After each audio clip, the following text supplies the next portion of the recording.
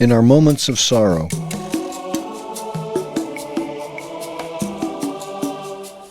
in our moments of joy,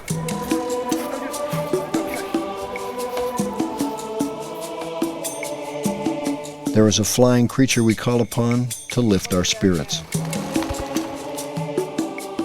Throughout human history, the release of pigeons has been a symbolic act for mankind. For the ancients, these birds represented a holy spirit. They were God's messenger from the heavens. In all the world's major religions, the dove is the symbol of peace on earth. The bird's flashing wings have highlighted milestones in history. Their releases opened the Olympic Games. They have marked great ceremonies on every continent. Pigeons fly from the hands of smiling newly married couples. They are released to bring joy to the graduation ceremonies of students. Their freedom in flight bring cheers and applause. The same bird is with us in tragedy as well. Many religions set them free at funerals to signify the human soul on its journey from earth to heaven.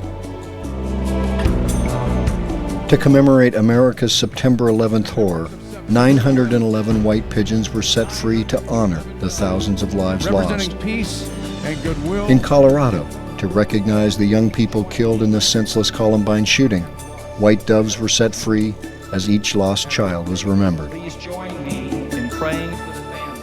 Where do these creatures come from, and why have they risen to symbolize so much to mankind? All domestic pigeons are descendants of the wild rock dove. These large gray birds, considered by scientists to evolve from dinosaurs, made their home on rocky cliffs and caves throughout the Middle East, the Mediterranean, and Asia.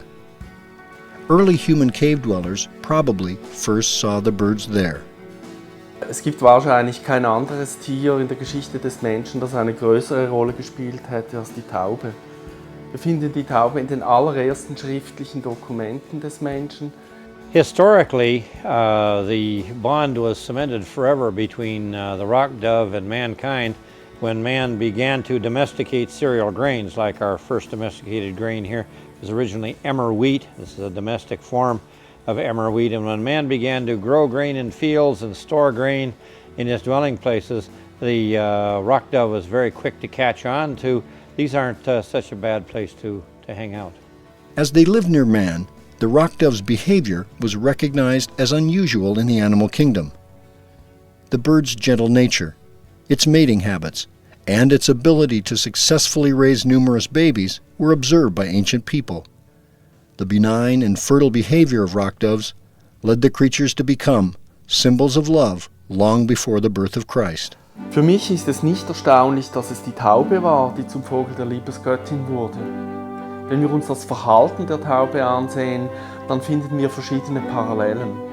Die wichtigste Parallele ist sicher das Schnäbeln, das unserem Küssen entspricht. Schon früh in der Antike haben die Menschen natürlich realisiert, dass das Schnäbeln der Taube dem Küssen des Menschen entspricht. Tauben haben ein sehr zärtliches Liebesleben. Sie schnäbeln sich, sie putzen sich, sie kraulen sich, sie sind sehr zärtlich miteinander. The birds were also an object of sacrifice and a food source. Large buildings called dovecotes were built to house the birds near the farmers' fields. By the Middle Ages, millions of birds lived in these structures.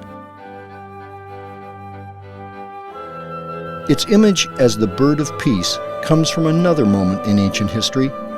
The story of Noah and the flood is common to most of the world's religions. The story of the Great Flood was supposed to have happened, say, 3,000 years ago. And when the Great Flood came, Noah took his family and 2 of each animal on board a ship, and they set sail. Noah eventually grounded in legend on Mount Ararat, and he sent out a dove to see if she could find any trace of land, and she came back empty-handed. He sent her out another time, and it happened again, but on the 3rd occasion she came back bearing an olive leaf in her beak, and he knew that the flood really was going down.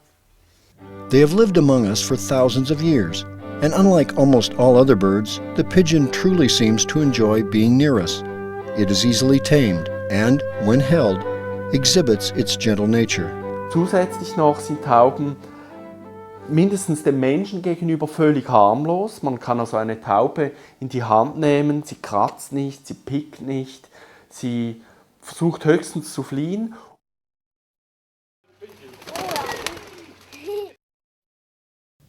Humans became fascinated with breeding rock doves in an attempt to create pigeons with new physical characteristics, behaviors, and colors. It is a fascination that has changed the gray rock dove into thousands of domestic varieties of the bird of peace. Today, they are bred for show all over the world.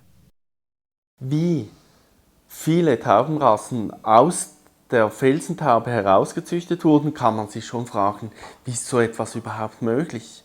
Und eine mögliche Antwort darauf ist eben, dass Tauben einfach zu halten sind, pro Jahr 2 Generationen möglich sind. Das heißt, dass eben bei der Taube geht das sehr schnell und deshalb ist es auch möglich, innerhalb ganz kurzer Zeit sehr viele Taubenrassen zu erzeugen. Today, millions of people on every continent keep pigeons. For most, there is comforting simplicity in the sound the birds make and the enjoyment of watching them flying in the blue sky.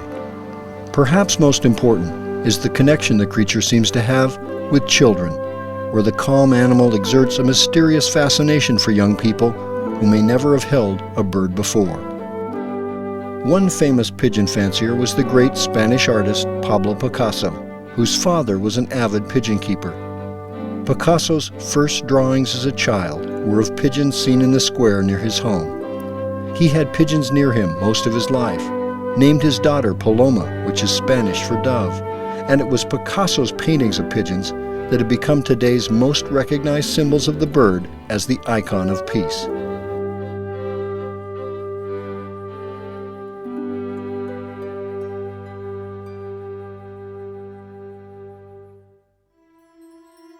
The pigeon's history as an early source of food and its religious significance don't fully explain what humans find so magical in this creature.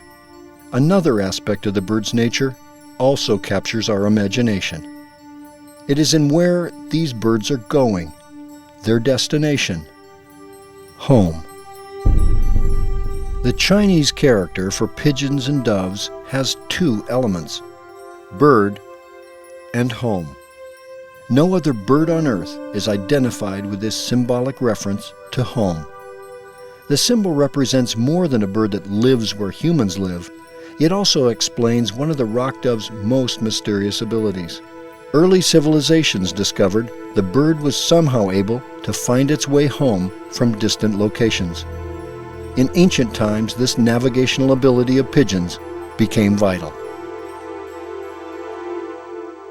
So hat der Mensch wahrscheinlich sehr früh schon bemerkt, dass Tauben eben immer wieder zu ihrem Schlag zurückkehren. Und das ist die biologische Grundlage, diese starke Bindung an ihren Brutplatz, an ihren Schlag, um die Taube eben als Boot hineinzusetzen. Ancient armies adopted the homing pigeon as a reliable means of battlefield communication, a method that continued into the 20th century during World War I and II. The birds flew home across all types of terrain and weather conditions. Pigeons were used to send messages from the battlefield or to send secret messages from spies behind enemy lines. The bird's ability to return with messages in spite of grave wounds earned them the respect of every nation that used them. This large statue in Lille, France, is an example. Erected by the French government, it honors the thousands of birds that carried messages during the war. It is ironic that the bird of peace, the pigeon, was in fact used as a weapon of war and became an important part of all military countries, all military armies of the world. But if you really look at what this pigeon did, even in a wartime situation, what did it do? It came home. Home is a peaceful aspect of its species, and it brought home information which saved lives. Almost every pigeon hero saved lives, and the lives number in the thousands. So the bird of war was really a saving bird, a bird of peace.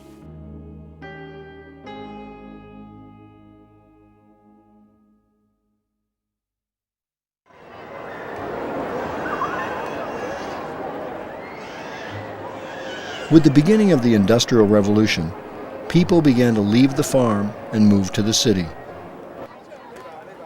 Pigeons from abandoned dovecotes moved into the growing metropolitan areas, nesting on buildings like their ancestors did on the rocky cliffs of the Mediterranean.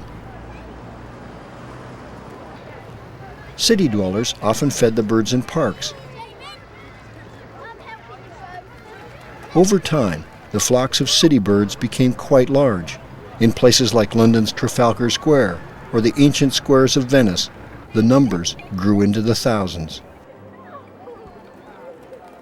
What happened next to this ancient friend in the last century, particularly in the industrial world, is both tragic and ironic.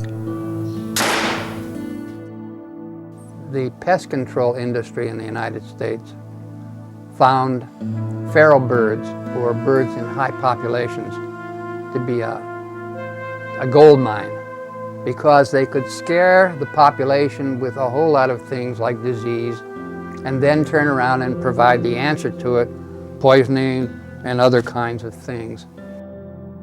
But despite the problems in some major cities, the deep relationship between pigeons and humans will live on, and so will these birds. Like these wild rock doves, who still live on the stony coast of Sardinia, nature has blessed these creatures with unique traits. They are caring, fruitful parents. And when they need to search for food, the flock can range for many miles, rocketing over the terrain to distant feeding grounds, then magically rising and finding their way home.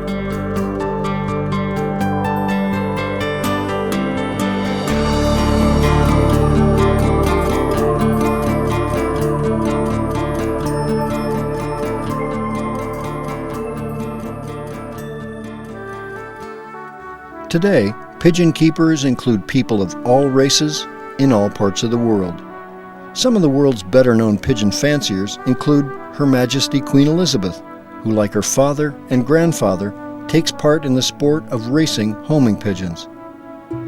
The most famous woman in Chinese history, the late Sun Qingling, who was honored internationally in the last century for her humanitarian work on behalf of children, loved pigeons, and a flock of birds is maintained in her memory at her former residence in Beijing. And China's most famous actor of all time, Mi Lang Fong, was a lifelong pigeon lover. The star of the Beijing Opera credited the birds with his magical ability to move his eyes, gained, he said, from watching his birds fly above his home. Young or old, rich or poor, the rock dove and its many descendants still live with humans and bring joy to their lives. As we watch them take flight, something in human beings sees more than a flock of birds. We see not just wings, but angels ascending to heaven. We see not just a wandering bird, but a unique being that is on its way home. We share one earth, and as one, the people of this planet have a connection with this ancient flyer. In troubled times, when all humans share a wish for a better world, one creature soars into our hearts. One creature symbolizes that wish. It is the flying bird of peace, the ancient friend who shares our blue sky.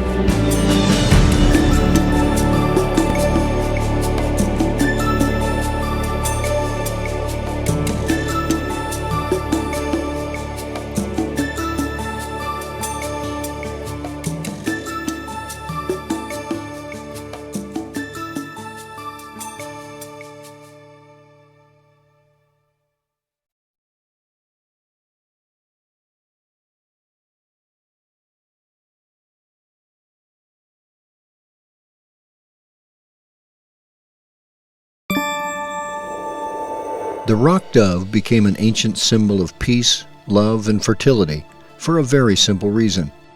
These traits are part of how the bird lives its life. The creature's behavior and physical attributes are rare in the world of birds, And whether it is wild rock doves or modern domestic pigeons, the behaviors are the same. Pigeons are gregarious. They nest together and usually travel as a flock. They take comfort in being with their group. These traits connote a sense of community to human observers. Pigeons normally mate for life, and their courtship is marked by a variety of gentle calls by the male. And not unlike humans in love, the birds join their beaks in what looks like kissing. Their sexual union is satisfying to both partners, and they mate often in the week before the hen retires to the nest to lay her first egg. It is the first of two. Now comes a quiet 2-week period when both male and female take turns incubating the pure white eggs. Its nest and young are the most important place on earth to the birds, and they will fight vigorously to repel intruders, including the hand of their human keeper. As the 17th day approaches, the baby stirs within the egg. Once weakened, the top of the shell yields to the final great pushes of the tiny pigeon as it enters the world. This birthing drama takes place beneath the parent's warming breast, and after a period of rest, a tiny head wobbles upward for its first meal. Something unusual now occurs. Both the female and this male have developed a form of milk which is gently fed to the helpless youngster. This pigeon milk is a superfood and stimulates rapid growth in the young. At a week, feathers begin to appear. They now weigh 5 times more than at birth. For domestic birds, it is now time to slip a seamless metal registration ring on the baby bird's foot before it grows too large. Between the 2nd and 3rd week, the youngsters undergo another growth spurt. They are now ready for the transition from parental care to a life on their own. The next step is to learn to fly. As their wings grow rapidly, the young birds experiment with liftoff, and their uncoordinated early efforts soon give way to the single most beautiful sight in a pigeon fancier's eyes, the tight maneuvers of a team of birds wheeling over the countryside. Ancient humans came to know these pigeon behaviors well. The birds' devotion to their young results in a high rate of success, and the young birds themselves become sexually mature in only 6 months.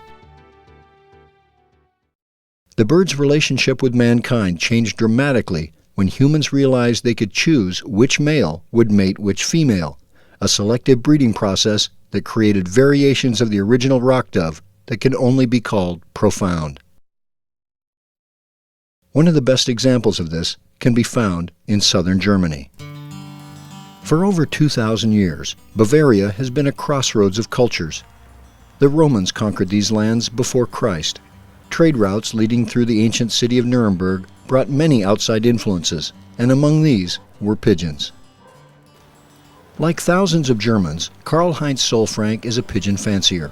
He has loved breeding and exhibiting pigeons since he was a boy. Solfrank's passion is a breed called Franconians, an exotic German pigeon raised for its unique coloration. From his home, Solfrank and his sons sell supplies to other pigeon fanciers. But this is a side business. For most of his working life, he was a stockbroker, a career that financed a dream he'd had since he was a boy. From a stairway in his living room, Karl-Heinz descends into another world. Here is his passion, his life work, the greatest pigeon museum on earth.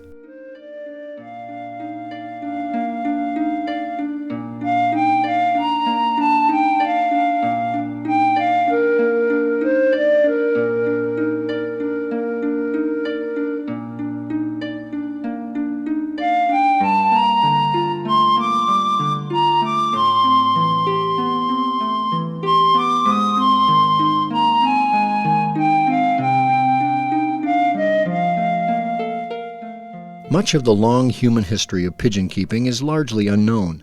Solfrank's private collection represents hundreds, even thousands of years of human fascination with a family of birds. Ganz genau weiß ich nicht, wie viele Exponate wir hier haben. Ich rechne mit 50.000 etwa.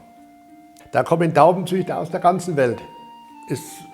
Es waren Australier genauso schon hier als Chinesen oder egal, Europäer aus allen Ländern.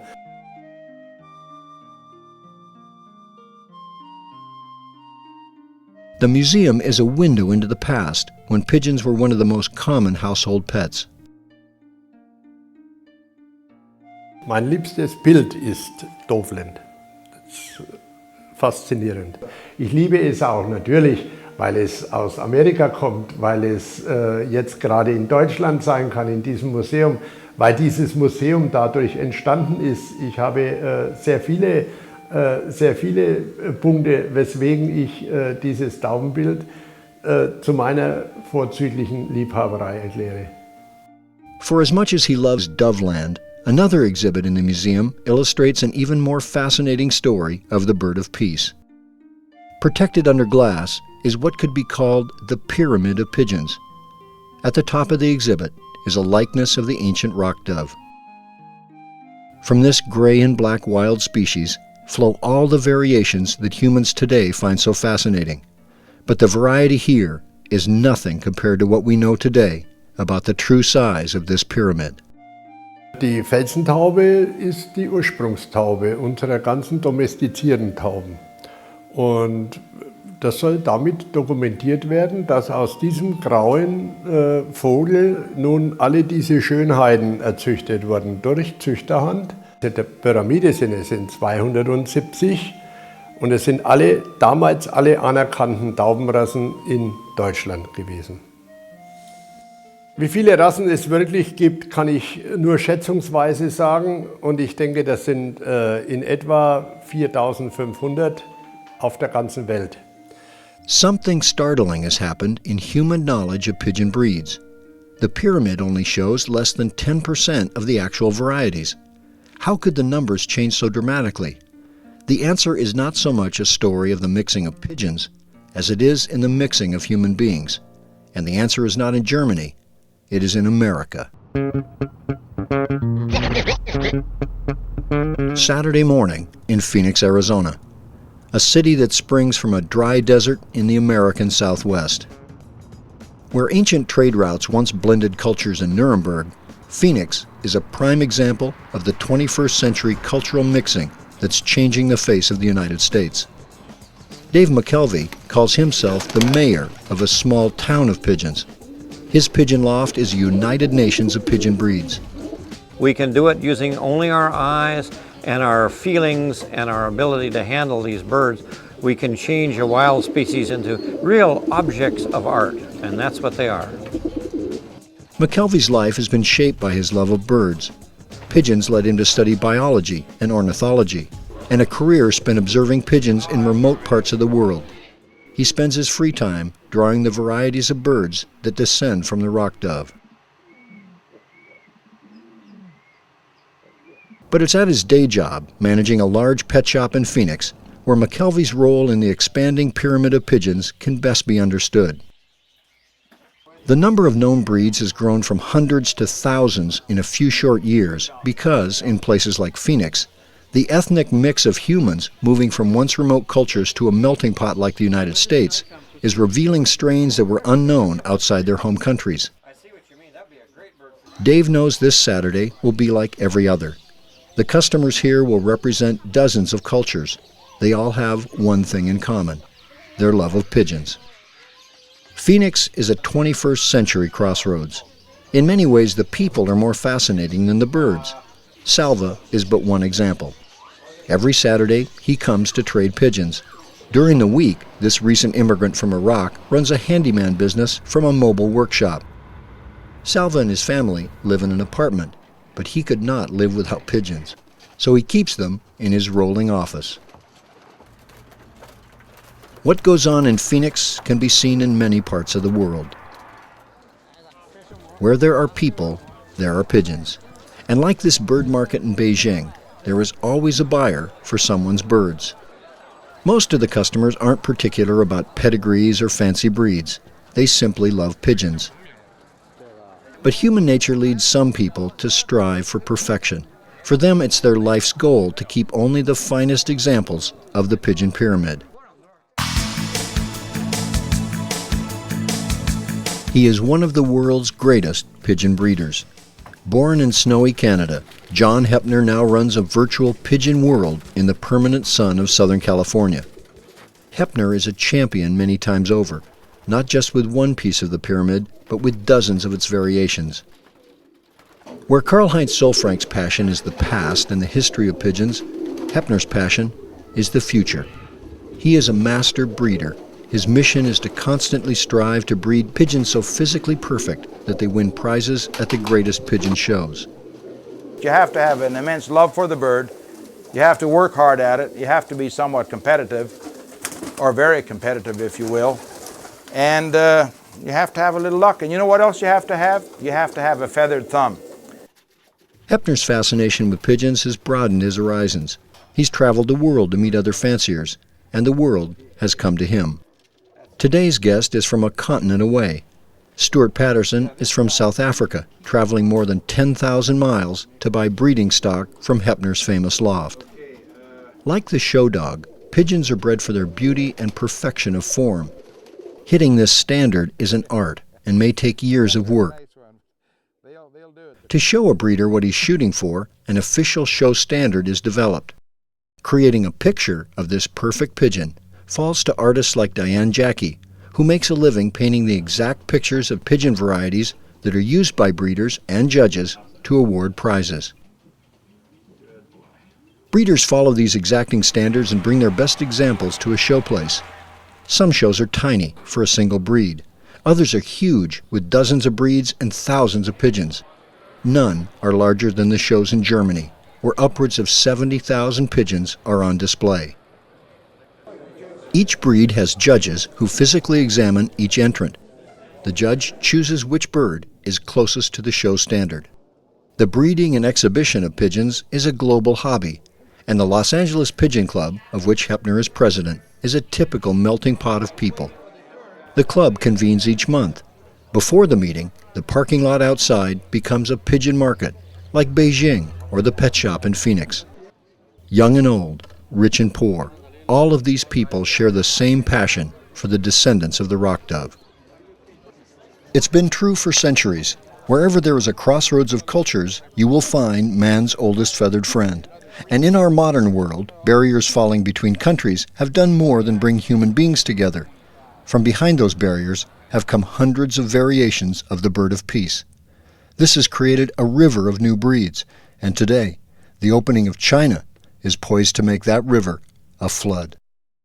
Once the wall between Eastern Europe and Germany fell, then birds started to come across the border too, and so it was just an outbreak of breeds that had been developed in Eastern Germany and Russia that we had never seen before. We thought we knew Europe, and we found varieties there that we didn't even dream about. We don't even pretend to think we know China. Guess what they might have hidden away in a remote mountain valley. China has always had a kind of almost a mystical attraction for us, but I know that there's many, many more pigeons there than what we see. We probably haven't even seen the tip of the iceberg. I would be shocked if there wasn't a small town in China, someplace in the mountains, where there is a group of people who have been selecting for maybe 1,000 years what they thought was beautiful, and when we get a chance to see that, we'll think it's beautiful. A few short years ago, when Karl-Heinz Solfrank commissioned the pyramid, the number of official breeds was less than 300. But an explosion of new varieties has flowed from remote parts of the world. To make an accurate pyramid today, the display in Solfrank's museum would be a little bigger, about 20 times the size it is now. Such is the variety human breeders have created from the wild rock dove, the original bird of peace.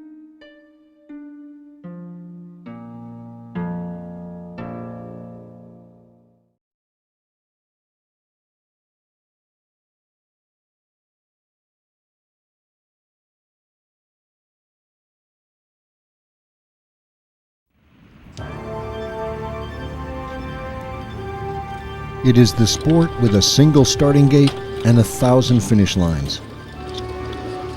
It is the race of one of nature's most amazing creatures and man's oldest feathered friend. This is the story of marathons in the sky, the story of pigeon racing.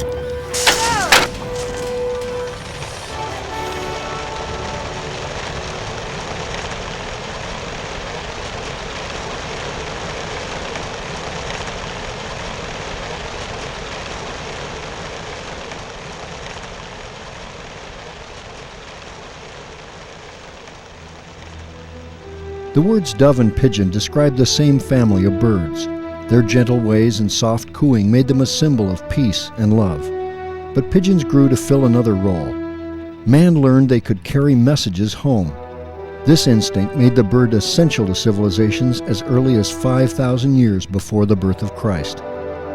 Noah's dove flew over the horizon to find land. Ancient Egyptians developed special paper to permit birds to carry more information. As fast messengers, pigeons were important to ancient military and business leaders, and for thousands of years, they were the world's fastest way to send messages. By the 1800s, in the business centers of London and Antwerp, it was common for bankers and traders to maintain their own homing pigeons used to deliver secret messages from distant cities. One of these was the great financier Nathan Rothschild, whose intelligence network included well-trained homing pigeons. In 1815, a Rothschild pigeon flew home to London, carrying the startling news that Napoleon's Grand French Army had been crushed at Waterloo. By the late 1800s, pigeons were frequently used for fast communications. Birds delivered stock prices from one city to another. A key part of the early Reuters news agency used them to carry news. Government-run pigeon posts became common in many parts of the world. In both World Wars I and II, homing pigeons provided a reliable means of delivering messages. And in the 5 years of World War II, military birds successfully delivered an incredible 98% of all the hundreds of thousands of messages. Today, the Spanish and French armies are among the last to use the reliable couriers. Modern radio communications have made the homing pigeon, like the horse, an obsolete military tool.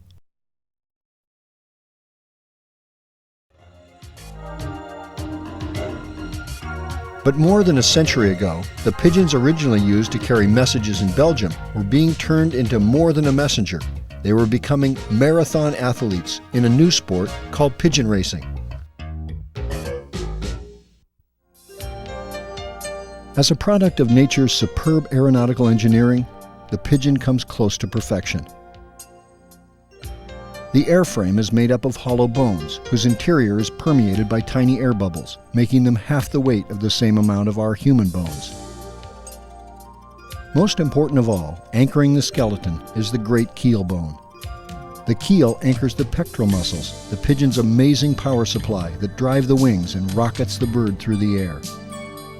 This huge muscle accounts for almost a third of the bird's weight. This is nature's version of the perfect marathon machine, designed to reach peak velocity in seconds and then, incredibly, hour after nonstop hour, to sustain a tremendous pace. At rest, the bird's heart beats 200 times per minute.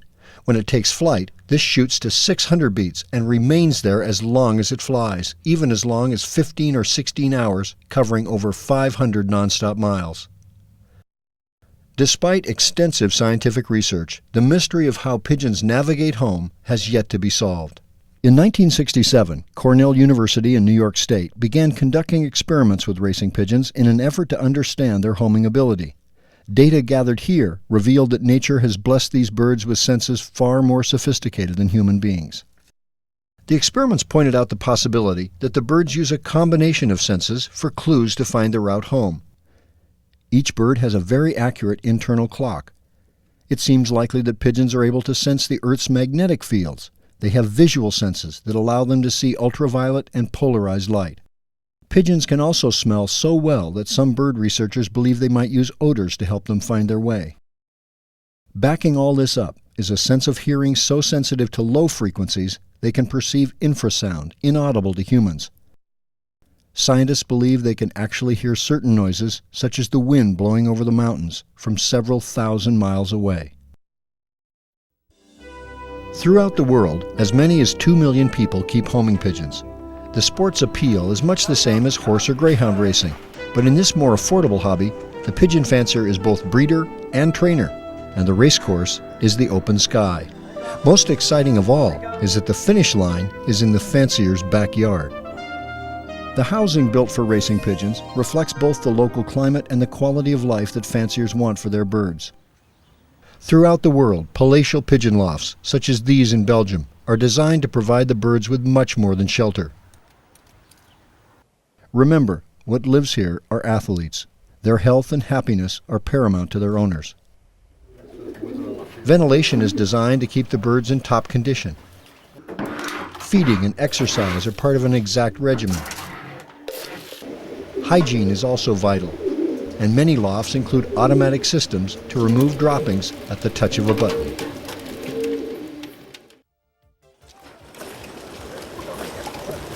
A race begins when the birds are released from a distant point. This is the starting gate. These releases are from standard locations and named for the nearest town. The birds race home.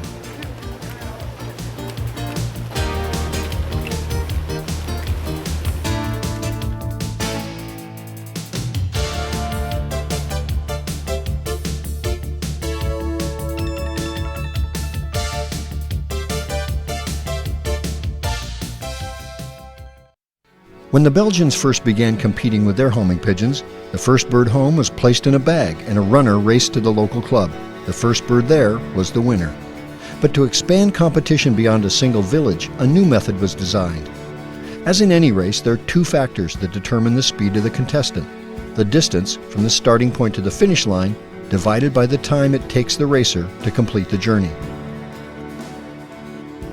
Pigeon racing officials develop methods to measure from the race release points to each pigeon loft. These official distances are accurate to 1/1000th of a mile or kilometer. Knowing the time it took a bird to fly home was a bigger challenge. The clock not only had to be very accurate, but there also had to be a way to prove the bird had flown the race. More than a century ago, watchmakers in Europe and the United States devised timing clocks that included special chambers where the bird's entry tag, called a countermark, could be placed when the pigeon came home. Turning the handle printed the time the bird arrived on a roll of paper inside the clock and moved the tag into a sealed chamber. This system is still used in England. Rubber countermarks are placed on each bird's foot prior to the race. They contain a secret number inside the tag and are matched to the bird's permanent registration number.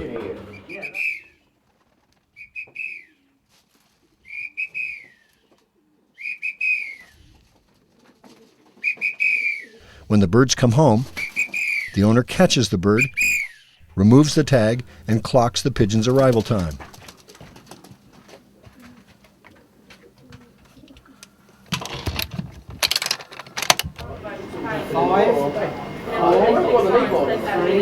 Competitors then return to their club, where all of the clocks are open. Inside number is 577. Arrival times are fed into a computer that divides the distance to each loft by each bird's flying time to determine which pigeon flew home with the fastest speed. Right, here's the result. First, Mr. and Mrs. Arthur Edwards. I don't know where it did come. Doing 15. This system of countermarks and clocks was little changed for a century until clockmakers in Germany devised a new system using electronic technology. This German pigeon racing club uses the new system. To enter birds in a race, the chips are scanned prior to the release. The birds are placed in shipping crates and sent to the release point. When they return, the pigeon passes over a scanner which picks up a signal from the chip and records it in a small portable computer. Competitors return to the club with these units, and the data are fed into a computer and the winning birds are determined. This new system is a significant change in what happens at the finish line of a pigeon race. With electronic clocking, the owner no longer has to catch the tired race bird. In fact, a bird can be timed without the owner even being at home, a tremendous benefit to a pigeon fancier who may have to work on the day of a race. Perhaps the most clever method of timing is used in China, which has more racing pigeon enthusiasts than all other countries combined. Pigeon clocks are expensive. Most fanciers here are of modest means. What many Chinese pigeon clubs do, though, is enter a bird in a race by applying a small label onto the pigeon's permanent leg ring. A duplicate is placed on the fancier's entry sheet. Each bird is also stamped on the underside of its wing with the code for the race. Like a lottery ticket, a secret number is hidden on the label. When the pigeon arrives home, the owner catches the bird, scratches off the material hiding the secret number, and then phones into a central computer that records the arrival of the pigeon. Race officials then immediately visit the lofts with the top speeds to check the entry tag, the wing stamp, and even examine the pigeon's droppings to make sure it actually flew the race. The benefit of this Chinese system is that competitors don't have to buy a clock, making the sport much more affordable to the average person. There are 2 race seasons each year. Birds 1 year or older are raced in the spring. These veteran flyers can fly as much as 600 miles in a single day. Young pigeons, born in January or February, are raced in late summer and compete in races of a few hundred miles. Young or old, the process is the same. The races themselves are typically weekend events, with weekdays spent carefully analyzing each bird, of exercise and judicious feeding. On the day before the race, the birds in the best condition are selected to compete and are taken to the club to be entered in the race. The shipping baskets containing about 25 birds are loaded onto transports for the journey to the release point. In the larger pigeon racing areas, the transport trucks are huge professional affairs. Weeks, months, years, and even generations of work have gone into what is about to begin.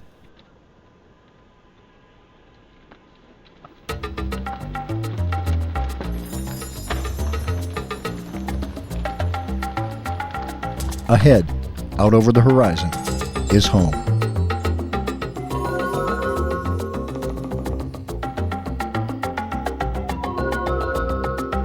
As they fly over the summer countryside, the flocks begin to stretch out. First comes homing instinct, then comes 100,000 pulls of air. And on each stroke, the blend of better breeding and conditioning pulls some birds a little farther forward.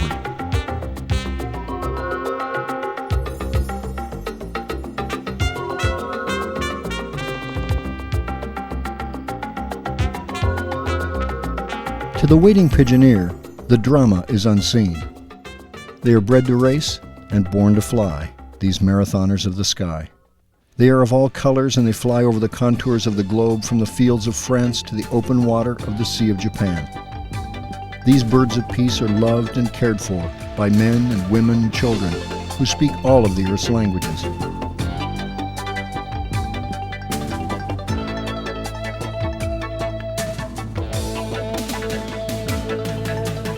In their freedom are born the sinews of greatness, the wisdom of the air and the stamina only nature can create. And in this joining of 2 creatures are the legends of thousands of years of friendship, man and bird, one earthbound and looking skyward at the product of his and nature's partnership.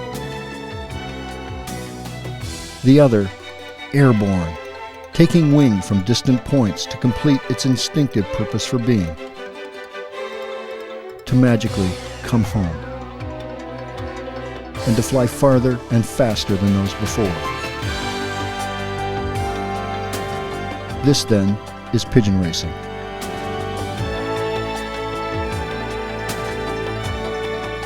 This is the marathon in the sky.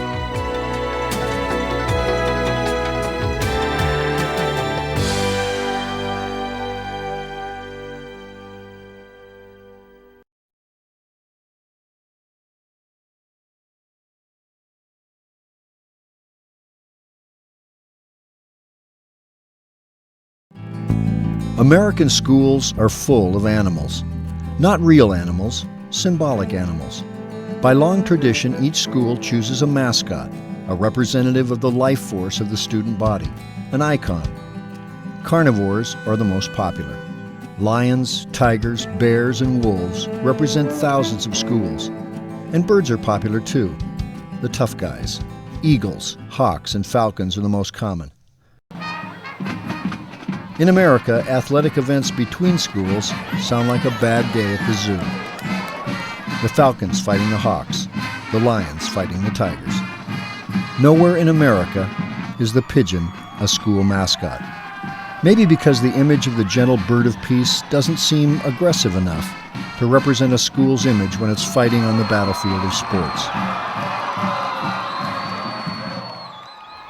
But while there are no pigeon mascots, there is one tiny corner of the country where pigeons are playing a new role in American education. The place is called Toppenish, Washington, in the northwest corner of the country. The state borders Canada and the Pacific Ocean, and its eastern section is a broad agricultural plain between the coastal mountains and the towering Rockies. This is the country of small towns and wide open spaces, and land so flat the towns put their water in huge tanks in the air to create pressure in the system. This is farming country. Apples are grown here, grapes for wine, and the area is the world's leading producer of hops for beer.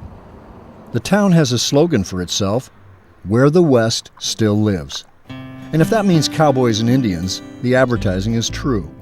The town is surrounded by a large Indian reservation, and cowboys still make a living herding cattle in the huge stockyards in town.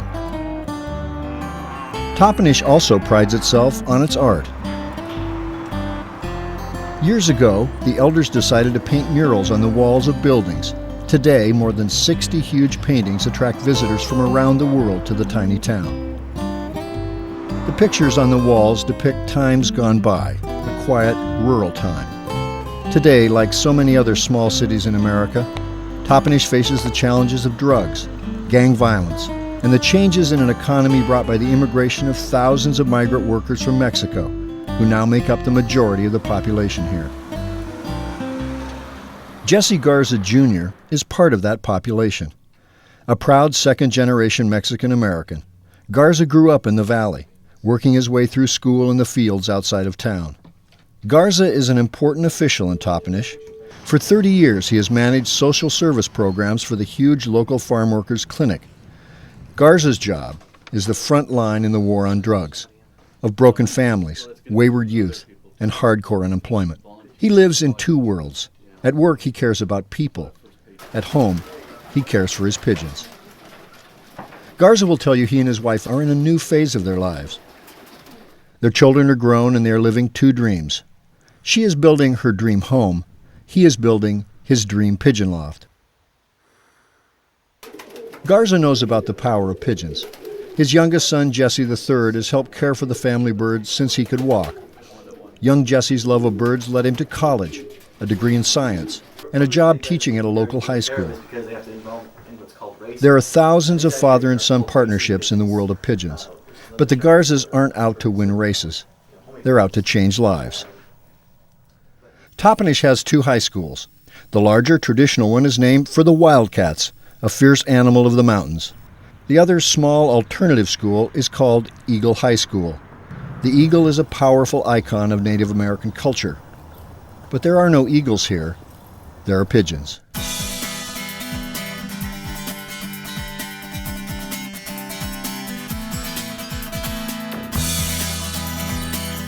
Eagle is an alternative school, meaning it's a last stop for young people who aren't doing well in the regular school. The reasons kids come here vary: poor attendance, poor grades, discipline problems, or the demands of being an unwed mother. In 1998, when young Jesse got the job at Eagle, he and his father put in place an idea they had had for many years. The Garzas guessed that a working racing pigeon loft, or pigeon lab as they call it, would provide a wide array of learning opportunities for young people. Working with his father to write a grant to build the loft and earning the approval of school leaders, the Pigeon Project, as it's called, was begun. 4 years later, the birds at Eagle are winning races and winning the hearts of kids that haven't had a lot of breaks in their lives. You guys like birds? Yeah. The curriculum is divided into two parts. Garza begins the year teaching the basics of the birds themselves. For the first time for many, they get a chance to touch a living bird. Students learn about the bird's physiology, muscles, organs, eyesight, hearing, and feathers, all with living subjects in front of them. The students study behavior as well, seeing firsthand all the aspects of parenting, from courtship to mating to egg laying to protecting their young. The classes are hands-on in the best sense.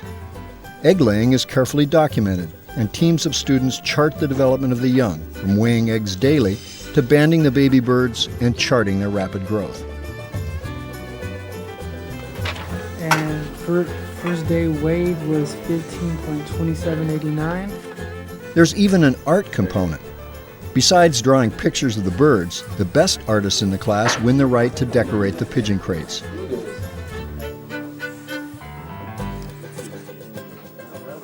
The class has become the most popular at the school, and kids with attendance problems now show up at school every day.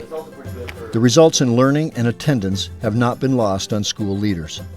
It's amazing to me to watch the transformation in so many of our students who have a lot of struggles in life. As a result of the Pigeon Project, they're able to work with their pigeon while still talking with their classmates, while having an air of compassion about them that we have not been able to see in the past. There's some sort of bond between them and the bird that causes them to come back. The students in the Pigeon program are here every day. And first day weighed. This instruction could be done with any breed of pigeon, but the racing component adds another dimension to the Pigeon Project. The first bird was 11:98, the time was 12:19:03. Students observe the young birds learning to fly and take part in training the birds to find their way home. Those with driver's licenses are part of the team that takes the young homing pigeons down the road. For most students, school ends on Friday afternoon, but not for the kids in the Pigeon Project. During the racing season, they return to school Friday evening to box their birds and travel to the local pigeon club to enter them in Saturday's race. At this stage, the class enters another phase. This phase is about trust. The young people have to learn to carefully handle valuable pigeons belonging to the adults in the club, and they have to earn the right to take part in registering race birds and sealing up the crates full of pigeons. Over the years, the Eagle High kids have earned the respect of the veteran pigeon men. What happens when they get the birds, you can see them get a little bit more compassionate. They're showing a lot of pride in the birds that they're raising and handling and taking care of every day. And I think it gives them a little sense of responsibility that maybe they didn't have before. And that's a nice thing to see. They all have an interest. They all help us box the birds. They all seem to know their pigeons. They're all highly encouraged by what their pigeons they think are going to do week after week. So they're really getting into it.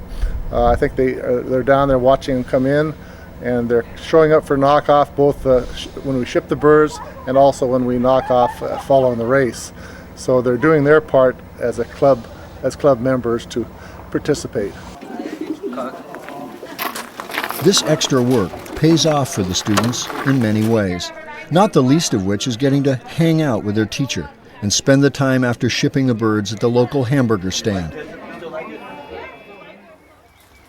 On a Saturday morning, not many teachers are working, but for more than a dozen Saturdays each year, Jessie Garza is still on the job, meeting with the kids that want to watch the race birds come home. Yeah, I think we'll see a lot of these younger ones if they have some kind of... For all the regular handling these birds get, from before they are born to every day of their young lives, the racing pigeons of Eagle High have had a fantastic record, winning races at distances from 100 to 500 miles. The ingredients include the good stock young Jessie's father donated to the school, combined with his son's innate ability with the birds.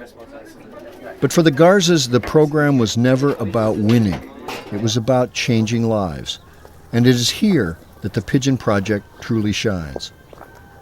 A natural-born teacher, Jessie Garza is quick to put his trust in these young people. The hardest workers earn the title of loft manager, with full responsibility to feed and care for the birds. For some of these kids, the pigeons are that thing that really just sparks, just lights their fire, I guess, kind of thing, and they go for it. That's what I'm looking for. For many of these young people, it is their first chance to prove their skills, to be part of a team, and to take pride in a job well done. But self-esteem for manager duties are nothing compared to the effect the birds themselves seem to have on those once troubled teens. Ernesto Aguirre is an example of the impact the bird of peace exerts on human beings. His massive fists once clenched as he fought his way through the day at the regular high school. Now, they tenderly shelter a helpless baby pigeon, and his face lights up with the recognition of hearing a baby bird peck its way into the world. I have this feeling for him. I don't know what it is. It's this deep feeling about birds. You know, I wish I was one of them. I wish I was up in the air flying. The bird's magic has worked for Leo Ibarra as well. Not only has he risen to loft manager, but he's learned to lead the flock of kids in the project. I've never told anybody, but I used to want to drop out, and it just kept me from dropping out. It wanted me to come back to school, keep coming, and then, I just didn't think about dropping out, so it really has helped me out a lot. There's many different facets, many different things that they could learn from this. They could learn empathy. Like I said, they learn how to relate to another being. It helps them increase their confidence and respect for other people. The idea is that as they relate to animals, they could transfer this knowledge onto human beings. So ideally it helps them then in their relationships with other people too. But the most dramatic story comes from the first year of the program, when Leticia Abalos landed in the Pigeon Project. A hard case when she arrived at Eagle, Leticia volunteered to care for a baby pigeon whose parents were killed. They called him Scotty, and this bird of peace melted a young girl's once hard heart. I was a real troublemaker. I was into gangs and stuff, and even doing drugs. And I don't know, my life was just, where I just didn't care anymore. Didn't care what I did or anything. Until I pretty much got introduced to the pigeon program at Eagles. And then I just started, getting into something. Then I just got motivated to start doing my schoolwork, and I wanted to come to school every day. And that has turned her whole life around. She's thankful over and over again about the project being a thing that got her out of that, pulled her away from those bad things, those negative things, and told her something that was more positive. I actually at one time was thinking of committing suicide, and now I think of life as a great thing, and I'm cherishing it every moment. What started as a dream of two pigeon men has led to results that have captured the attention of school officials at the highest level of the system. This project has been one of the very best projects that we could have had to basically turn students around. American schools are in a period of great change, called by some the reform movement. Simply put, this movement calls for students to learn by direct contact with their study subject and seeks to engage young minds with more than boring textbook work. For the senior Garza, it is all part of his dream. I see within the next 5-10 years that every school in the lower Yakima Valley, that'll be 8 school districts that will have a racing pigeon project. And I see that every school district will be competing against each other. With the results this program has had with a tiny loft and an experimental curriculum, it may be that Garza, for once, is dreaming too small. The day may come when pigeons fly above more than a few schools in the Yakima Valley, perhaps over the inner cities of America, where hundreds of thousands of young people, like those at Eagle, are primed to learn from the bird of peace.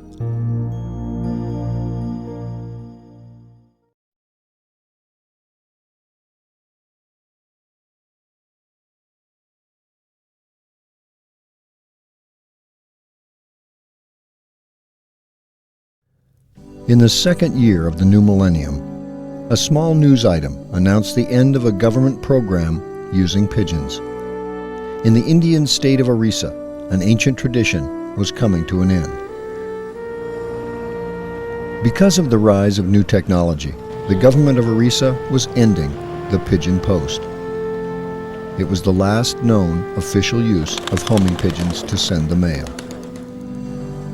Run for years by the police in this impoverished Indian region, the closing of the Orissa Pigeon Post quietly marked the end of a partnership between humans and pigeons to deliver non-military communications that dates back before recorded history. In the animal kingdom, many creatures have been useful to mankind. The most important have been beasts of burden, four-legged creatures that have carried humans and their belongings or helped man till his fields for thousands of years. But in the world of creatures with wings, there is only one that equals those working mammals. The rock dove, of all the world's feathered creatures, is the only one that can truly be called a bird of burden. Because of its size and physical strength, a pigeon is one of the great athletes in the animal kingdom. Scientists have found that a 1-pound bird can eat as much as 8 ounces of food, half its body weight, and still get airborne and fly home. For entertainment, the Chinese designed whistles for the bird to carry, creating music in the sky as the pigeons flew over the skies of Beijing, carrying fluted gourds and other designs that could weigh several ounces.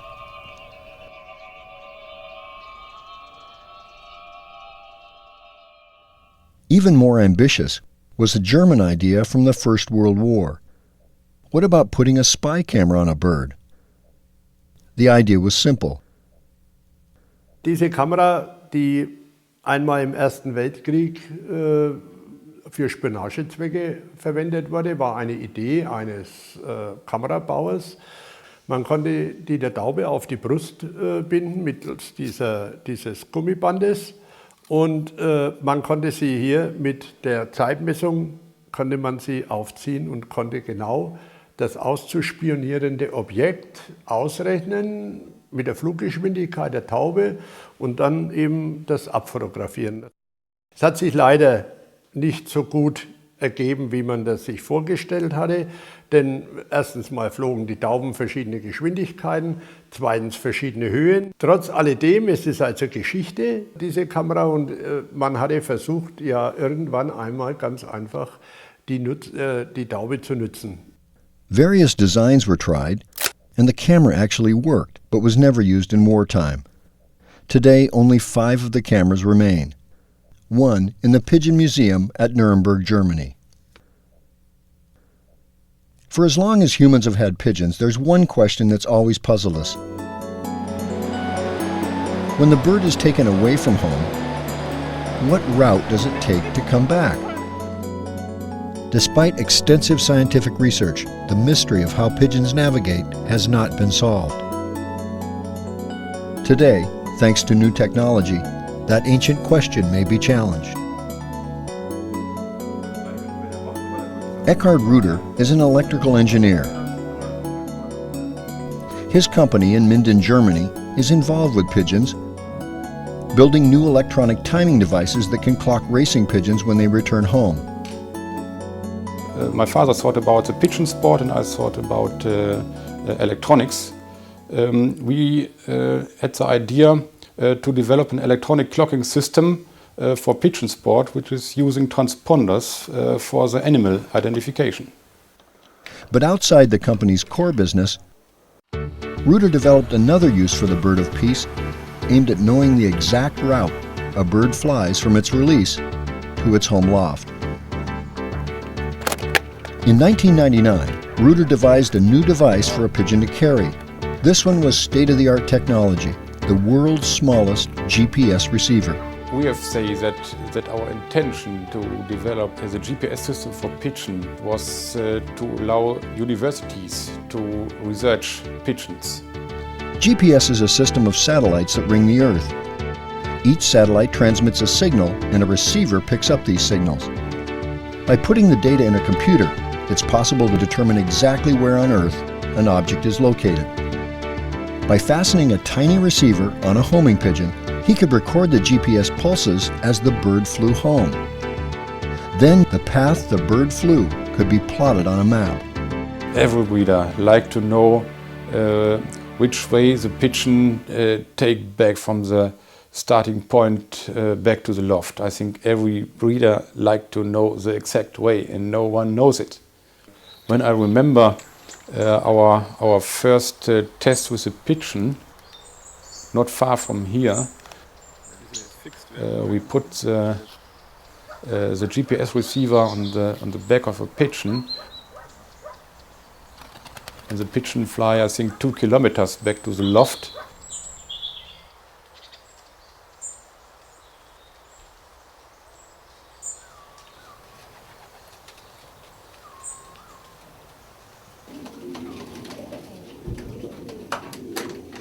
We came also back to the loft and download the data.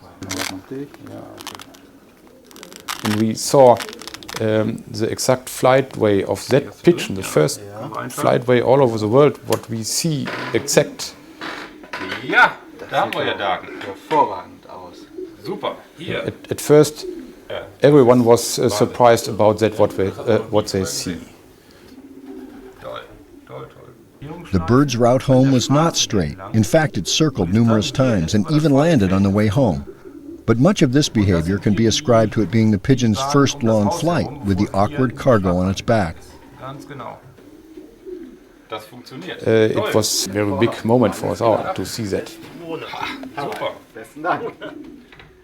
Since that first experiment, other pigeons have been used to fly longer and longer distances, and the data Reuter and other companies using the same GPS technology have gathered is beginning to provide previously unknown information on the homing pigeon's behavior. It isn't just the scientific community that's excited about what this bird can do. The criminal mind has also recognized the pigeon's ability to carry a heavy object without being detected. In the 1990s, a smuggling ring using homing pigeons was discovered in the diamond mines of South Africa. Because diamonds are sorted out in the open and generally not as well supervised as they might be, they were able to take diamonds, attach them to the bird's feet with canisters, then you just release it, that's it. So it was very simple, and it's the simple things that normally are very difficult to find. Perhaps the best modern-day example of how the bird of peace continues to be a bird of burden can be found in the foothills of America's Rocky Mountains. The towering Rockies form a huge range of remote mountains from Canada almost to Mexico. Rocky Mountain Adventures is a rafting company. Like hundreds of companies working the rivers of the Rockies, the company is in the business of providing people with a ride through the wilderness. The company makes money several ways. First, it arranges float trips for city dwellers who want to enjoy a day on the rivers of Colorado. The firm hires guides who teach the customers the things they need to know to safely float the strong currents of the mountain streams. But, in addition to selling float trips, another important part of the business is selling memories. People who enjoy a ride on the river also want to purchase a photo of their trip to put on the wall of their office or home to remind them of the day spent in the white water. Photographs are fairly important because people, when they go out on trips with us, when they come back, they want to capture that memory.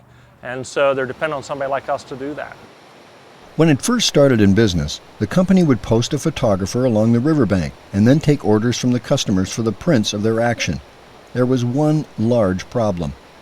People seldom wanted to buy a picture they could not see, and the photo side of the business was not developing the profits the company needed. Then, in 1995, the owners had an idea. One of our goals was to figure out all the ways that we might be able to get the film back here in time so people could see their photos and discover just how good they were and hopefully purchase them and take them home with them. So through our efforts to come up with different solutions, the pigeon idea kind of fell out of a brainstorming session. And we kind of dwelled on it and thought about it, and thus became Pigeon Express. The company still sends a photographer upriver to take pictures of the rafts as they go through the most beautiful sections of the river. But now, there's a new way to get the pictures back to the office and processed in time to actually show customers the pictures they can buy. Thanks to the Bird of Peace, the sale of photos has more than tripled.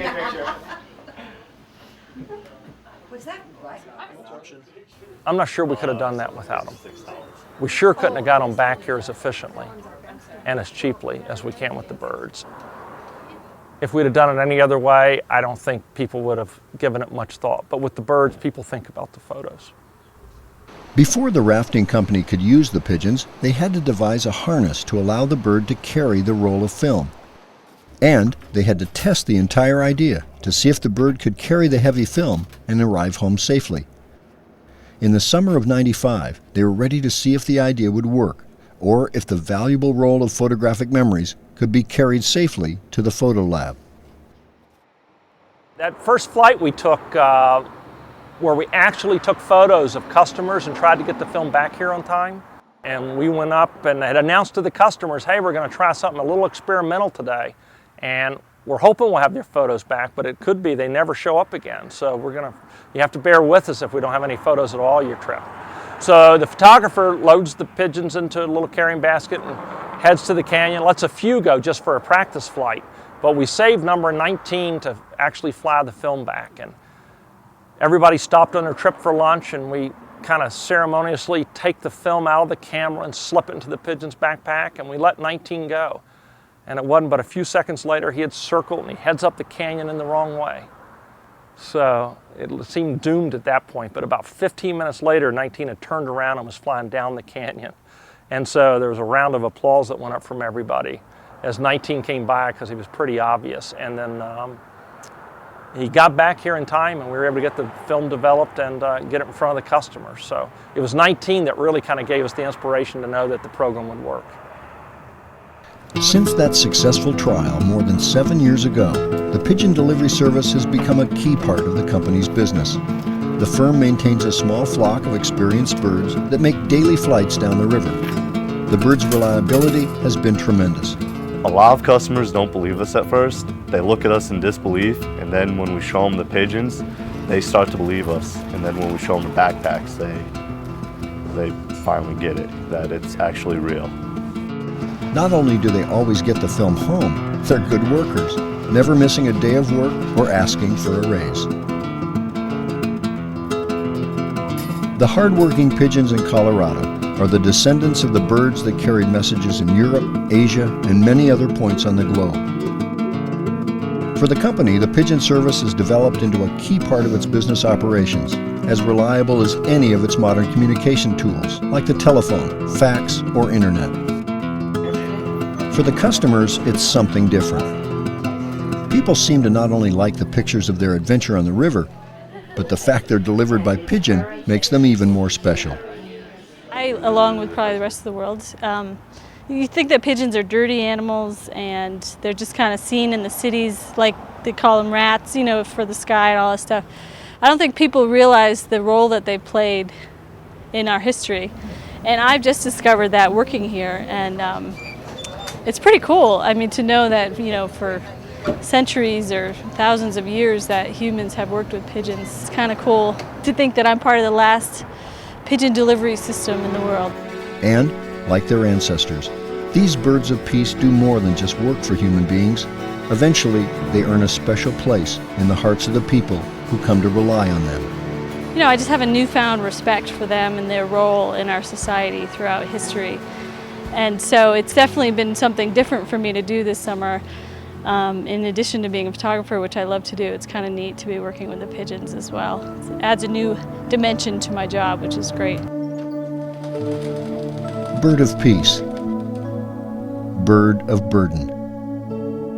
As in most of its relations with humans, the bird is remembered and respected by the people who come to know them.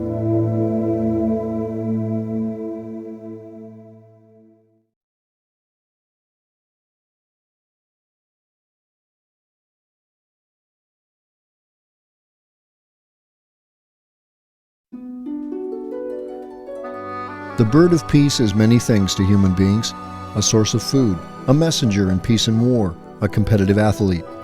But often it's simply an entertainer. And some of the bird's most amazing feats take place right where it lives, in the sky, above its home. The magic of flight is something earthbound humans never tire of watching. But human nature is seldom satisfied with the status quo. Take flight itself. If a bird flies an hour, why not 2? Why not more? In the Middle East, where many pigeon breeds were developed, the game became one of sending up the flock that would fly the highest or fly the longest. Today, strains called high flyers, tipplers, and flights are now capable of flying all day long, often landing after dark. The world record is now more than 20 hours of uninterrupted flight. Another competitive pigeon sport is called trigonieri. This game involves sending up a huge flock of birds in an attempt to get pigeons from another loft to join the foreign flock in the air and land with them and become captive. He's tired. He's tired. In New York City, this sport has been played for more than 100 years. They call it mungling, and the hub of this pigeon sport is the local pet shops, where captive birds are taken to be sold or exchanged. In this lively game, the pride comes from the number of new birds an owner can win in the air. From Spain comes another pigeon sport that also involves capturing another person's birds. But this sport involves not a flock, but male pigeons bred to capture a lady's heart. Called the Casanova of the pigeon world, these pouter pigeons with their huge swelling chests and incredible sex drive were set free to seek out females from other flocks and lure them home. These Spanish breeds became so adept at stealing other birds, they became known as thief pouters. Today, thief pouters are popular worldwide. Orlando Moya keeps his flock in his backyard in Los Angeles. Today, the game is not about bringing home strange pigeons, but in scoring how well each male follows a hen and tries to win her heart. A white feather is tied to the female, and the males are trained to concentrate on nothing but this marked lady. The males become so excited in their pursuit that it's hard to call these advances romantic.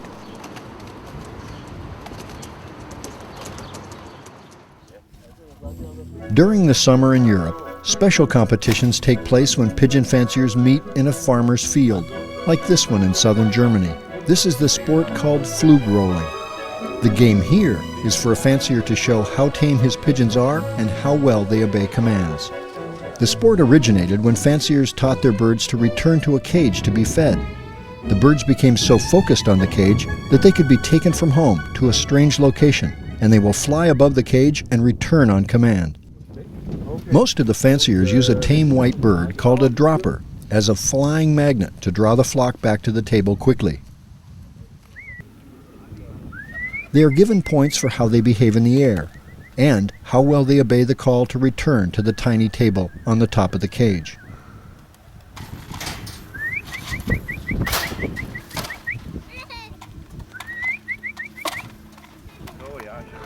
Some pigeon people seem to have a magical ability to tame these birds of peace. An example is 79-year-old Gottlob Schweizer. With his long white beard and flowing white hair, this pigeon lover looks like a magician in a fairy tale. But what his tiny flock of birds can do is indeed a magical sight. With more than 70 years' experience training pigeons, Gottlob has created a flock so tame he doesn't even use a dropper. It takes very tame birds to get them to land fast in strange surroundings and with a crowd of spectators nearby. Gottlob's magical ability can be seen not just in how the birds obey him, for even when they land, the birds show how comfortable they are with humans. Normally, a pigeon will take flight if a stranger gets too close. But this little team is unfazed by the people around them, or even a television camera coming within inches of them. Ja, ich gebe mich mit den Tauben ab, jeden Tag, gell, und hauptsächlich sonntags. Das wissen die schon, die Tauben, und sonntags lasse ich sie fliegen. Der Sportler braucht ja auch Bewegung und so brauchen die Tauben auch Bewegung. Ja? Ja, und da staunen die Leute, weil sie so folgen. Auf meinem Ruf hin folgen die sofort und kommen auch sofort, die Tauben. Ja? Gottlob's love of these birds and his knowledge will live on in future generations of pigeons. His young assistant, Timo, a neighbor boy who became fascinated with the gentle birds, is learning the secrets of this German pigeon master. Perhaps the most amazing sight ever seen by pigeon lovers occurred centuries ago. As a group of birds soared above their home, one bird, for some inexplicable reason, stopped in midair and did a backward somersault. The observant human used this oddity for breeding to create more birds capable of these aerial gymnastics. Today, these breeds are known as rollers and tumblers. Why the birds do these flips is still unknown. In some ways, it seems like a nervous tic. Today, breeds exist that don't even need to leave the ground to perform. These birds, called parlor rollers, literally jump from the earth and flip in the air. Parlor rollers roll on the ground. What you do is you set the bird on the ground, usually with a clap or some sort of a shaking motion, and the bird starts to roll on the ground, and then we measure how far it rolls. I think the California record right now is 180 feet. But rolling on the ground is a small facet of the pigeon sport compared to what takes place with birds that roll in flight. Birmingham roller pigeons perform their acrobatics while flying high above their lofts, somersaulting 8 to 14 revolutions per second. With each performance, they descend 10 to 40 feet. While thought to have originated in the Middle East, it was in England over the last 2 centuries where this acrobatic pigeon behavior was refined into what is now a global pigeon sport.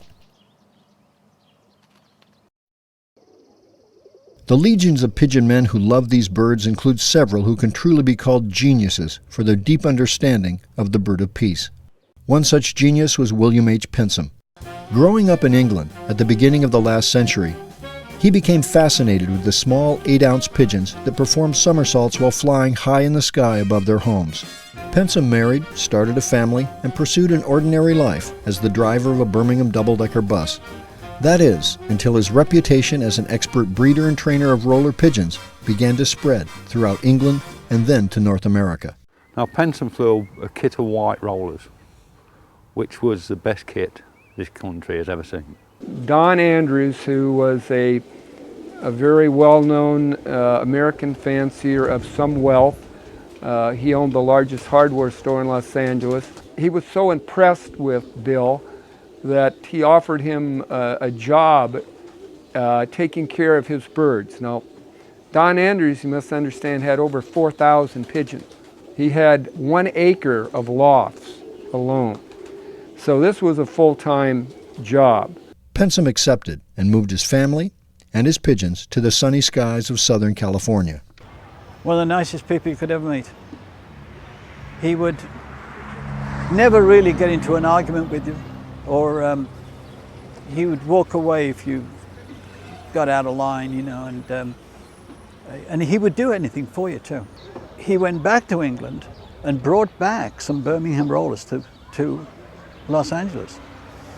And I believe that he was the one that introduced them to him, the real Birmingham roller. He brought out extreme emotions in people. There were those that idolized him and those that disliked him. And he would not be characterized as a man of a lot of tact, I guess you could say. For many years, Pensum traveled throughout North America, helping fanciers improve their flocks. His job as Andrews' loft manager ended, and he became a salesman for the hardware store. He also tried to make extra money, building pigeon crates and lofts and selling his best birds. Of all the birds that he bred and all of the things that he done for people, he didn't make any money at all. No money. And he died penniless too. What Pensum and others refined was the original system of judging the performance of a flock of rollers in competition, laid down more than 100 years ago in England. Their modern system is the basis for today's World Cup competition.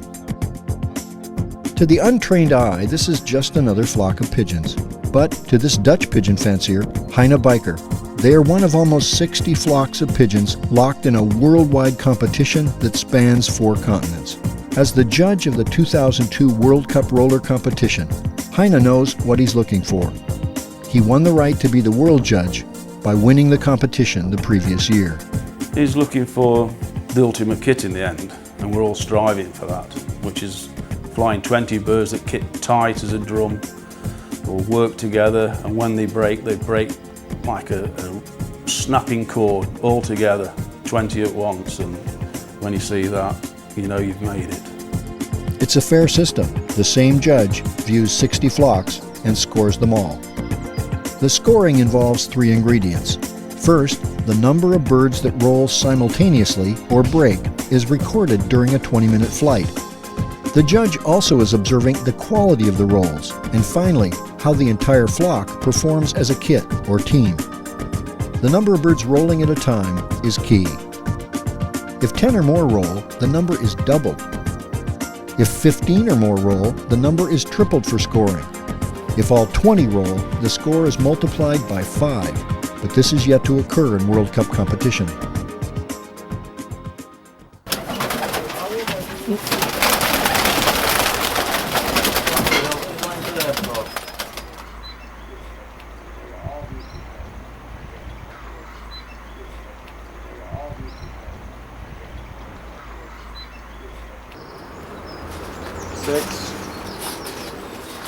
As he scores the flock belonging to Ken Weaver in England, Heine comes up with a final number.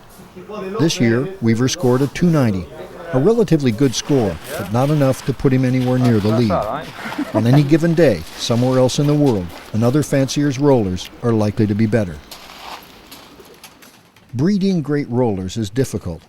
Training and conditioning them to perform at their best on the one day the judge stands in your backyard is an equal challenge. In the 12 years the World Cup has been running, many countries have won. But no story matches that of another pigeon man who may have been Bill Pensham's equal in a critical aspect of the sport. In June 2000, Heine Biker was again the World Cup judge, having won the previous year. His travels took him to the southwest corner of Canada, where he observed the flock flown by the legendary roller trainer Monty Niebel. That day would prove to be Monty's finest hour, as his flock of birds scored a record-shattering 1,894 points to win the World Cup. So that man just had them ready that day. Everything was okay, the weather was perfect, and the birds were perfect, so everything fell together. No one had ever scored anything close to this number in previous competition. But Monty's finest hour would tragically prove to be his last. We had a bad accident in the car taking Heine back to catch the ferry, and he died. Heine was seriously injured. Monty Niebel, probably the world's greatest roller competition flyer in history, was killed. It was the day after, I think, best fly so far in this hobby. Ultimately, Heine recovered and returned to his family and pigeons in Holland. The following year, he again won the World Cup, and despite the tragedy in his past, he volunteered to travel the world and judge the finals again. In a small suburb of Vancouver, a contingent of birds from Monty's original family live in the backyard loft of John Wiens, an immigrant from Kazakhstan. In 2002, he carried on Monty's legend by putting up a flock of birds that scored 775 points and again won the World Cup for Canada. As world champion, John Wiens will not compete in the next World Cup. It will now be his job to visit 4 continents over a 2-month summer of competition. I look at it as a great privilege, as a great honor, and of course it will be lots of fun. Even if they don't speak my language, we always find some way of communicating. As a performing animal, the pigeon is both athlete and acrobat. Whether it's flying from dawn to dark, capturing a lady's heart, doing backflips on the ground, or falling like raindrops from the sky, these winged performers delight their keepers on every continent and fly in the blue sky above homes in China, Europe, Africa, Australia, and the Americas.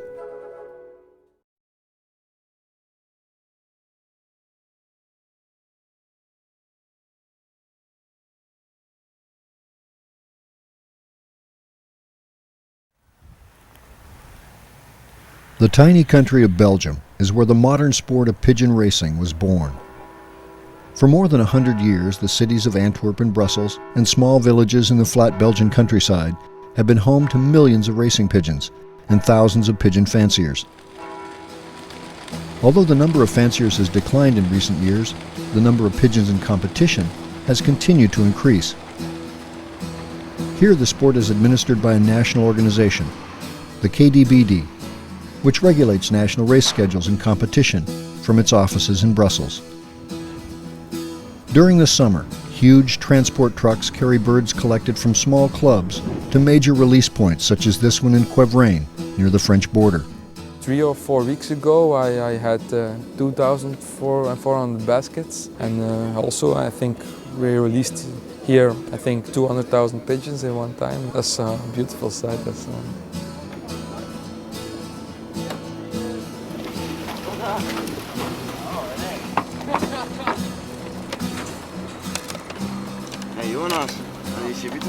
Then the release of the pigeons and the clouds turn black, it's beautiful.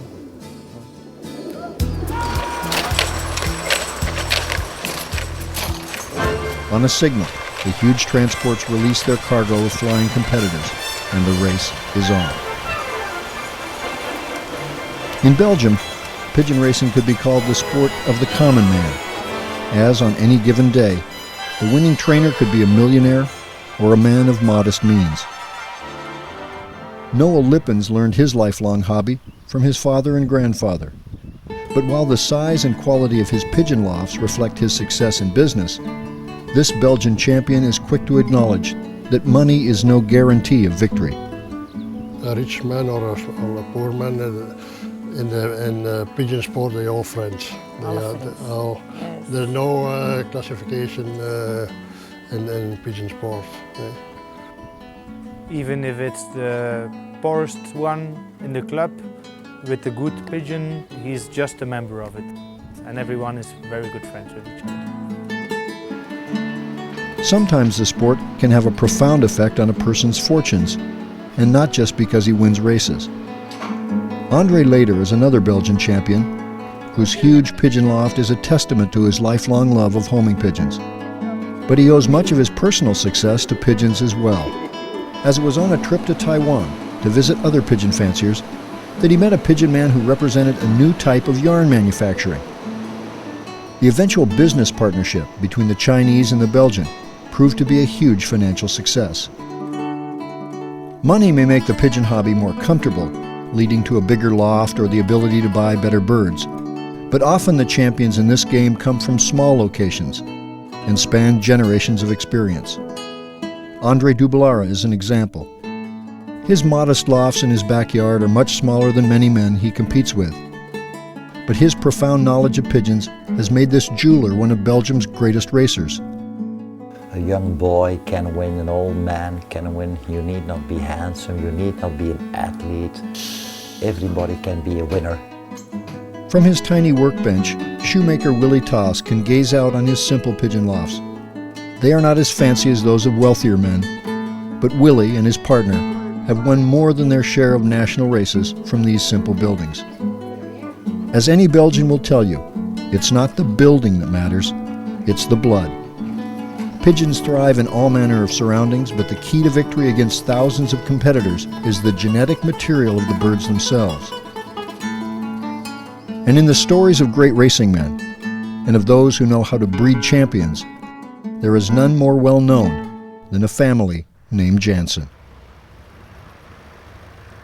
The village is called Arendonk, a small agricultural town that looks like any other Belgian village. But from this village, in a small attic pigeon loft on a quiet street, has flowed a river of champion blood that has touched the race reports of virtually every pigeon club on earth. The founder of this loft was Henry Jansen, a man who loved breeding birds and who passed this love on to his sons. He was a canary breeder, in fact, but because his neighbor, he was a pigeon fancier, he started over to the pigeon sport. For the Jansen family, pigeons were more than a pastime, they were a passion. By the 1930s, the name Jansen was at the top of the race results sheet week after week in the pigeon clubs of Arendonk. In those days, after the war, they were outstanding. When a man got one egg from the Jansens, within 2 years he was a champion. In the 1950s, the Jansen brothers began to actively trade on their racing success and sell many of their pigeons. What the Jansen birds had was speed. Developed after hundreds and hundreds of short races, the blood of the Jansen birds seemed to rev up other families of birds they were mixed with. The greatest strain there ever was. There's no pigeon fancier in the world today that hasn't come in contact with a Jansen pigeon. Louis is the last surviving Jansen brother. At 87, he spends most of his days sitting in a living room chair in the same house where he and his brothers built a dynasty.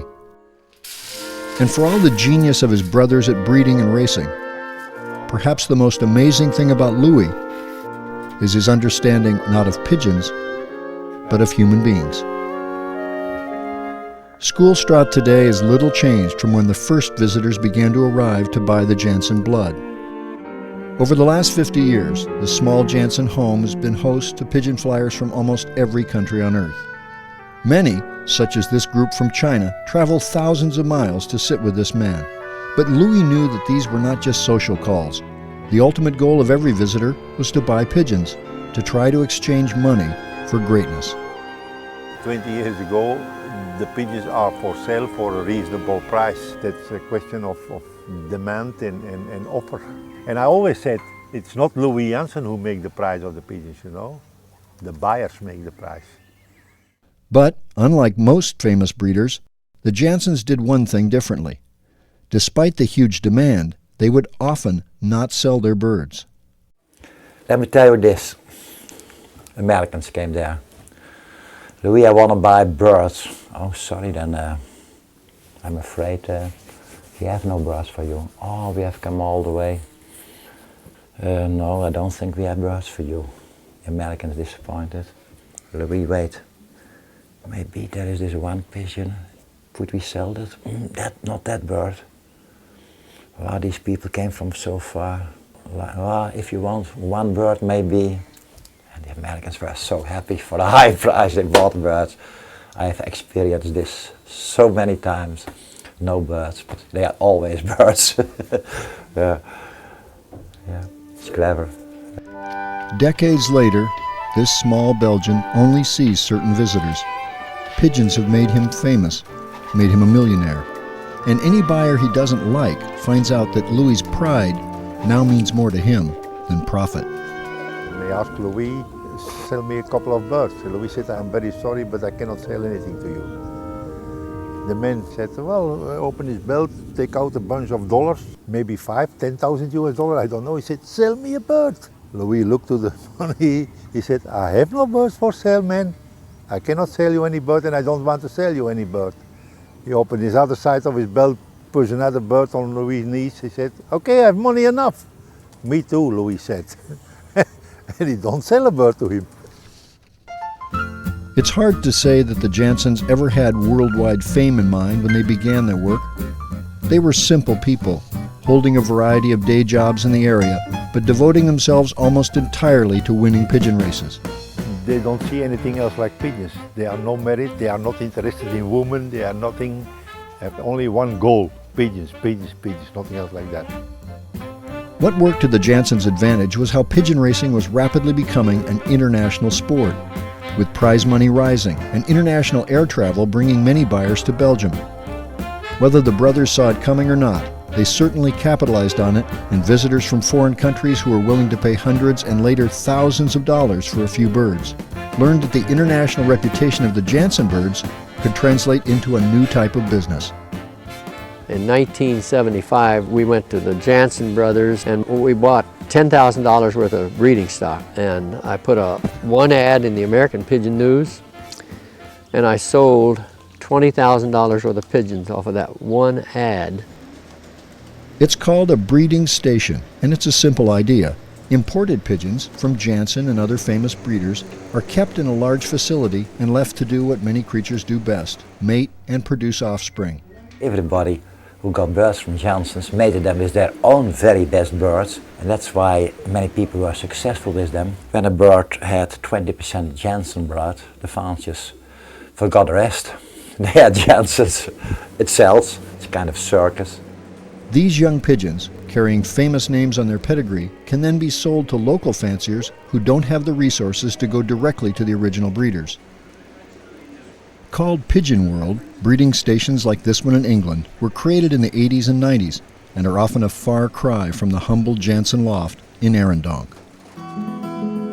Like the beautiful horse racing farms of Kentucky, the homes of champion racing pigeons are often a palatial final stop for a winning bird to spend its final days. For a lifelong pigeon fancier like Chick Brooks, his beautiful pigeon houses in Central California are part business and part pleasure. The birds in this loft live a pretty good life. They get their little lofts cleaned every day of the week, 7 days a week. They get their vitamins and they get their minerals, and they get their droppings taken to the vet if they even look like they're got a sick bone in their body. Both Chick and his wife Judy are avid pigeon fanciers. Judy Brooks is considered one of the top women pigeon racers in America, and she likes nothing better than beating her champion husband at his own game. We're very competitive, and he'll tell you that we really are very competitive, and that I think that's exciting in a marriage when you have a common bond such as pigeons that are just great. and you also have that competitiveness in your marriage. I think that's good. The operation here includes the large breeding loft where champion male racing pigeons from the United States and Europe are mated with the best of the Brooks females. Other pens house young birds that will be sold and sent to fanciers throughout North America and Asia. Near the large ranch house is Chick's pride and joy, his racing loft. The finish line in dozens of races won by this American legend in the pigeon game. While Happy Co. looks much like a Kentucky horse farm, Chick Brooks emphasizes there's one key difference. You don't have to have a loft this elaborate. Birds don't care where they fly to. They'll fly to anything. I think these are for the fanciers rather than for the pigeons. Today, the names of famous breeders, particularly the Belgians, are known to fanciers worldwide. Thanks to modern communications, these Chinese pigeon fanciers know about the bloodlines of great racing families. But for all the modern victories of others, no fancier has ever come to be as recognized or revered as the last surviving Jansen brother. The opening of this new pigeon club in Tianjin is marked with the hanging of his smiling face on the wall of a building in a country he's never seen. In fact, the most famous man in pigeon racing has barely left Belgium. He hasn't had to. The world has come to him. And for the thousands of dollars in birds that he and his brothers have sold from their lofts, there's scant evidence that fame and fortune have changed the Jansens' simple lives.